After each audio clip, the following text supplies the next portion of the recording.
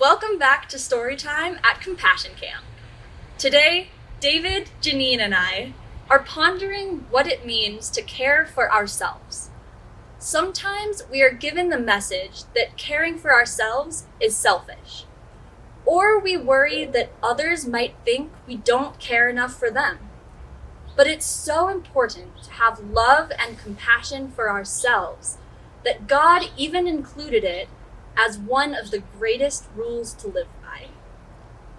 Today's story from Mark 12, verses 28 through 31, and from Deuteronomy 6, highlights something simple yet often forgotten: a commandment to love God, love our neighbors, and yes, love ourselves.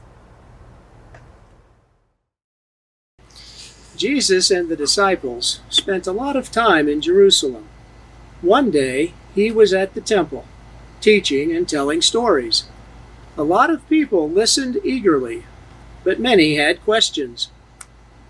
The temple leaders and elders were unsure of him and asked, "Who gave you the power to do and say these things?" Some were jealous and wanted to trick him, so they asked, "Should the people pay taxes?" Others were worried and asked him, "What happens in the resurrection and the afterlife?" How do you think these feelings might keep us from loving ourselves, loving our neighbors, and loving God? Then one temple leader was curious about Jesus.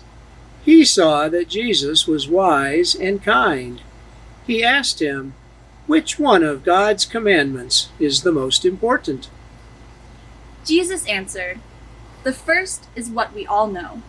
Hear, O Israel, the Lord our God, the Lord is one. You shall love the Lord your God with all your heart, and with all your soul, and with all your mind, and with all your strength." Before the leader could ask more, Jesus went on, "The second is, love your neighbor as yourself.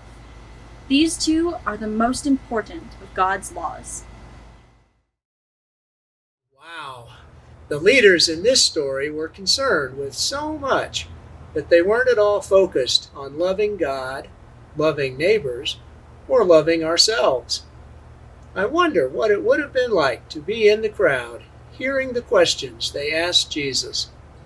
And I really wonder how it would have felt to be in the crowd and hear Jesus remind people of God's most important rules to live by.